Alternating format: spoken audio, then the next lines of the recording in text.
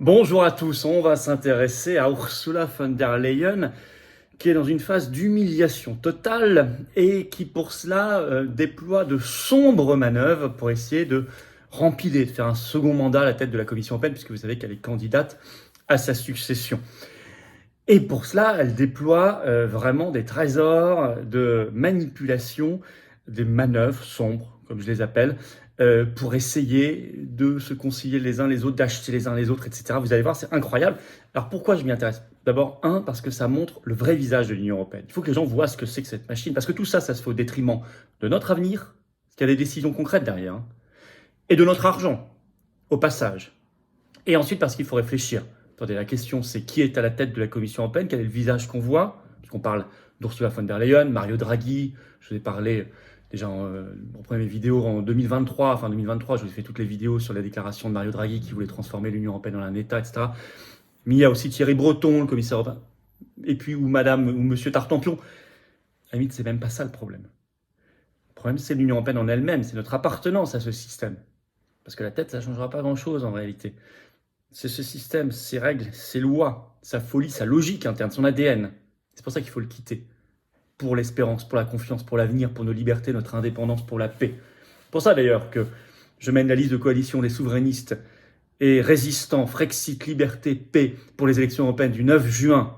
Il vous reste quelques jours avant le 1er pour vous inscrire sur les listes électorales et faire connaître cette liste partout, la soutenir parce qu'elle n'est pas soutenue par l'oligarchie ni les médias, c'est évident. Alors c'est à nous, à vous, à chacun de faire le boulot. Seule liste de rassemblement des souverainistes et résistants pour le Frexit, les libertés et la paix, bien évidemment. Vous verrez dans cette vidéo que dans toutes ces sombres manœuvres, on est bien loin du bien commun et de l'intérêt général, c'est évident, et de l'intérêt de la France. Alors merci de la partager, pour cela de vous abonner à cette chaîne YouTube, j'insiste, c'est un petit clic en dessous, c'est un petit clic, c'est une seconde, c'est gratuit. Pour s'abonner à la chaîne, c'est très important. Continuez même si on a dépassé ce seuil des 500 000. Je vous annonce quelque chose dans 3 secondes. Et c'est important pour que les vidéos soient recommandées par YouTube et qu'elles aillent trouver un nouveau public, parce qu'elles seront mieux recommandées. Donc vraiment, abonnez-vous si vous ne l'avez jamais fait, ou réabonnez-vous, vérifiez si YouTube vous a désabonné un jour. Je vous en remercie. Oui, je disais, ça y est, c'est ce vendredi 19 avril sur cette chaîne à 19h dans le grand direct qu'on va célébrer par un direct tout à fait différent des autres, les 500 000 abonnés, le demi-million. Donc soyez là, particulièrement là, et je prendrai aussi toutes vos questions en direct, et l'actualité nationale et mondiale en direct, la plus explosive, mais ça sera totalement différent, ce sera les 500 000. Un direct pas comme les autres, ce vendredi 19 avril sur cette chaîne à 19h. Nos rendez-vous, il reste quelques heures là pour s'inscrire, c'est en lien sous la vidéo en description pour la grande réunion publique. Je serai avec Jean-Frédéric Poisson dans le Puy-de-Dôme à Lezoux ce jeudi 18 avril 19h. Inscription ici, c'est ouvert à tous, adhérents comme non-adhérents. La semaine prochaine, la semaine suivante, le 25 avril 19h, je suis à Saint-Germain-en-Laye, grand meeting. Il y aura Myriam Palomba, Pierre-Yves Rougeron, Marc Doyer. Et puis, grosse manif nationale, samedi 27 avril pour la paix. Paris, rendez-vous 14h, place du Palais Royal. Voilà, vous savez tout. Je vous attends, patriotes, si vous voulez célébrer tout ça, rejoindre cette dynamique. Il faut adhérer, réadhérer ou faire un don de soutien au mouvement, notamment si vous voulez soutenir aussi le financement des européennes, plus d'1 million d'euros à notre charge. Tous les liens pour adhérer, réadhérer ou faire un don dès maintenant, c'est sous la vidéo en description ou sur notre site les-patriotes.fr. C'est extrêmement important, j'y reviens en fin de vidéo. Allez, on y va. Les sombres manœuvres d'une Ursula von der Leyen humiliée lourdement, sombres manœuvres pour rester en poste.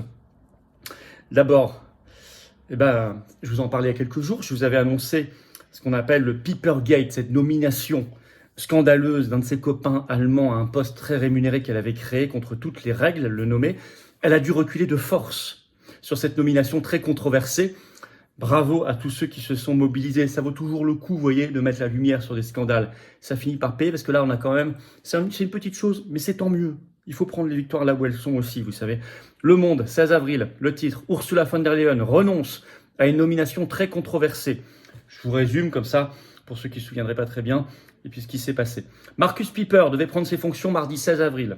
Mais lundi soir, cet eurodéputé allemand de la CDU, qu'Ursula von der Leyen avait choisi pour être représentant de l'Union européenne pour les PME, malgré de nombreuses critiques que ce choix avait déclenché, a finalement renoncé. Pour la présidente de la Commission qui fait campagne pour être reconduite à ses fonctions après les élections européennes, il s'agit d'un camouflet, écrit Le Monde. Je rappelle, je l'avais dit dans ma vidéo, qu'il était censé être payé 20 000 euros par mois avec notre argent. Qu'elle avait fait cette annonce le 31 janvier dernier. Il était envoyé spécial au PME. Elle l'avait même appelé, contre toutes les règles, commissaire européen au PME. Il ne l'était pourtant pas. Elle avait reçu le 27 mars le courrier de 4 commissaires européens contre cette nomination, dont Thierry Breton, son concurrent. Elle n'avait même pas répondu, elle avait signé son contrat le 31 mars. Ensuite, il y a eu la lumière, nous on en a beaucoup parlé pour la France, et ça a été annulé, tant mieux. Des bisbilles sont exprimés parce que Markus Pieper a fait une lettre pour annoncer son renoncement, mais vous allez voir, il crache son venin.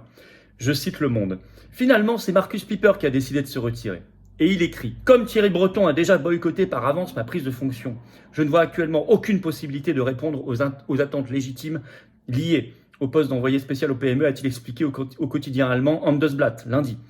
Le commissaire français, Breton, à qui, en tant qu'envoyé spécial au PME, il devait rapporter ainsi qu'à Ursula von der Leyen, est exclusivement motivé par la politique partisane, poursuit-il. Donc Pieper accuse Thierry Breton. Ah oui, c'est un prétendant à la succession d'Ursula von der Leyen. Alors, c'est quand même une humiliation pour elle, pour Ursula. Le Point a titré le 16 avril, Piepergate, Ursula von der Leyen subit un nouvel affront. Ça, c'est une première manœuvre. Donc, elle le retire, elle le fait se retirer pour éviter le drame et pour avoir sa chance d'être reconduite. Deuxième manœuvre, elle fait un cadeau, une fleur à l'Italie. Pour 2 raisons. Je vais vous expliquer les 2 raisons.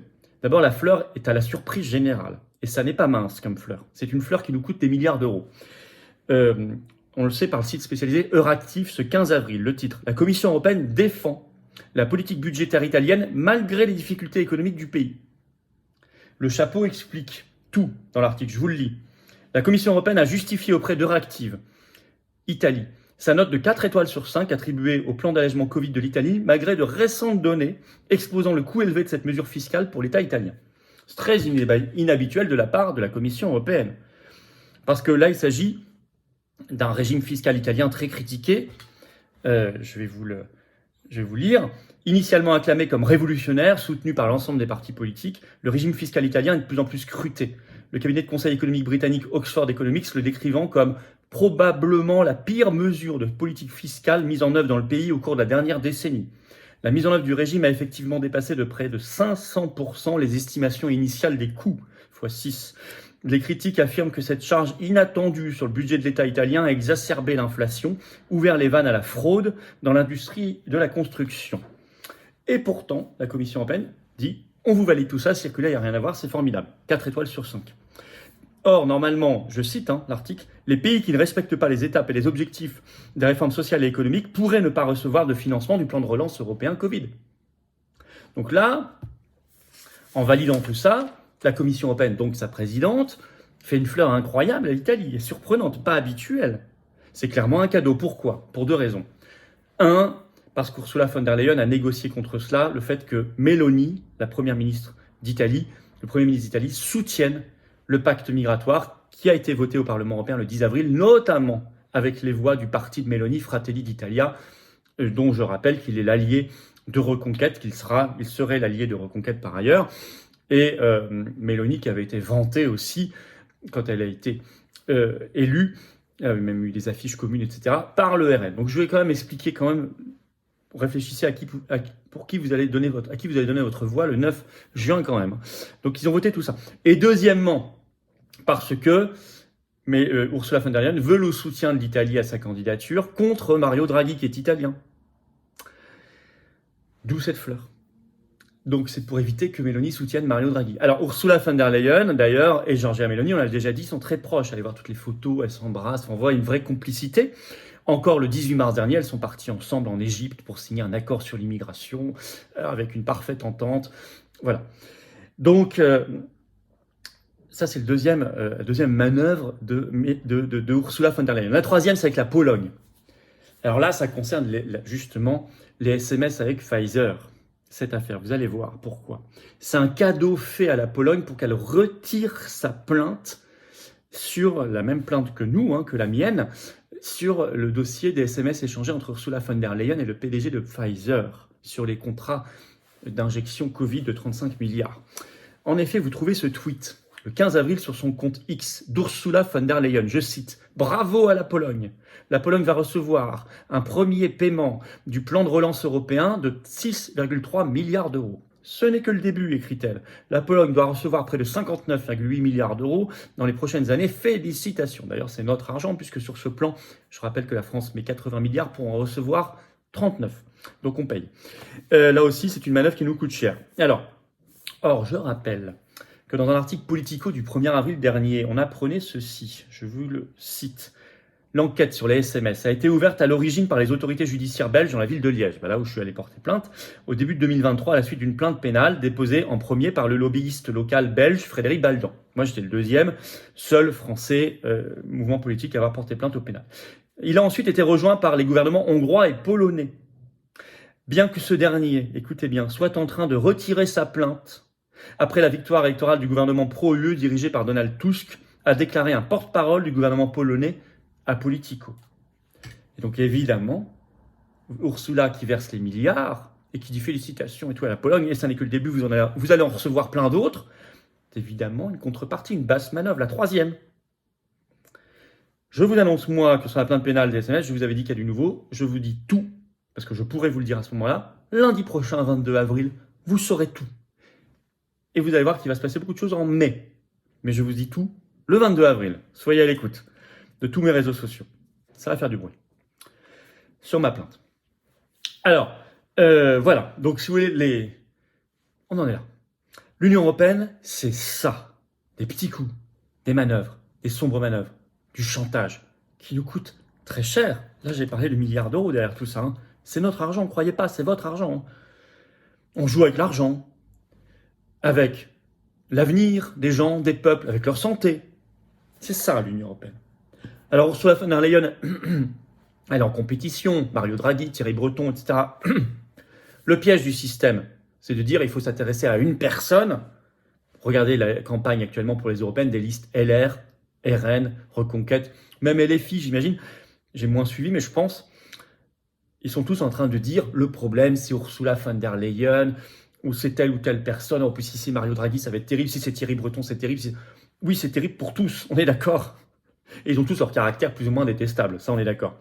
Et les hommes et les femmes changent, ça on est d'accord. Mais c'est quand même un piège de se focaliser sur une personne. Attention, c'est un piège du système, parce que le système vous dira, bon bah on va changer la personne et puis tout ira bien. Non. Et même si c'était une personne qu'on ne connaît pas, qu'on n'identifie pas, le problème serait quand même là dans nos vies. Pour nos libertés, la paix, notre prospérité, le système agricole, tout, la paix, la guerre, tout. La solution c'est de quitter l'Union européenne. Frexit. Tous ces gens-là seront dégagés en même temps. Bien évidemment, c'est l'oligarchie euromondialiste. Voilà ce que nous proposons, ce que ma liste propose pour les élections européennes du 9 juin.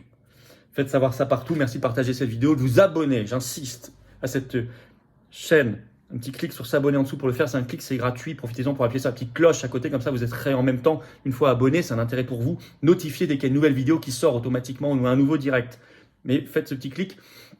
Il est très important de s'abonner à la chaîne, parce que maintenant, notre objectif, il n'est pas pour tout de suite, mais bon, ça peut arriver vite, c'est le million. Hein. Là, c'est la plus grosse chaîne politique de France largement, en nombre de vues, d'abonnés, de vidéos, etc. Continuez de vous abonner, grand merci, bravo à vous. D'ailleurs, on fait le direct spécial abonné ce vendredi 19 avril, 19h sur cette chaîne, pour les 500 000, ça y est. Et puis d'ici là, vous savez, 18 avril, grosse réunion publique à Lozou, dans le Puy-de-Dôme, ouvert à tous, adhérents comme non-adhérents. Il reste quelques heures pour s'inscrire sous la vidéo en description. Vous pourrez toujours venir même le jour J sans être inscrit, il n'y a pas de problème, je vous le dis. Hein. L'inscription, c'est vraiment pour nous aider, mais je compte sur vous. En tout cas, je vous attends, Patriotes, j'ai besoin de vous. Voilà, il faut venir, il faut adhérer, il faut réadhérer dès maintenant. Il faut rejoindre Dynamique, il faut rencontrer des gens qui pensent comme vous près de chez vous. C'est ça l'intérêt d'être adhérent. On vous offre des accès à des conférences, des actions qu'on vous propose. Vous pouvez solliciter si vous le souhaitez pour apporter votre expérience, votre expertise. C'est tout ça, être adhérent, avoir cette carte orange ou réadhérent si votre adhésion n'est plus à jour, à vous de vérifier. Vous pouvez être donateur également ou donateur en plus. Ou donateur, si vous pouvez aider pour le mouvement à financer toutes les actions. On fait la grosse manif pour la paix le 27 avril, ça va coûter cher et tout le reste. Et les européennes, bien sûr, surtout 1 million d'euros pour les bulletins de vote à imprimer, les affiches, les professions de foi qui seront dans vos enveloppes, etc. Et tout ça, c'est facile. Adhérer, c'est le premier lien sous la vidéo en description pour le faire. Ce lien est également en commentaire épinglé. Petite fiche maintenant sur l'écran et dans quelques secondes, un lien sur l'écran. C'est défendre des belles valeurs ensemble pour nous et nos enfants, quand même, être adhérents ou réadhérents. Dans le plus grand mouvement souverainiste de France, largement. Et être donateur, c'est facile pour donner au mouvement. C'est le deuxième lien sous la vidéo en description. Tous ces liens se retrouvent sur les-patriotes.fr. Tout est défiscalisé aux 2/3 de vos impôts. Ça fait baisser massivement, concrètement, vos impôts en adhérant, réadhérant ou donnant. Vous mettez 600 €, ça enlève 400 € de vos impôts. Vous mettez 50 €, ça enlève 33 € de vos impôts. Vous mettez 10 €, ça enlève 6,70 € de vos impôts. Vous mettez 6 000 €, ça enlève 4 000, etc. Bravo aux donateurs, aux réadhérents. Bienvenue aux nouveaux adhérents patriotes. Vive la France!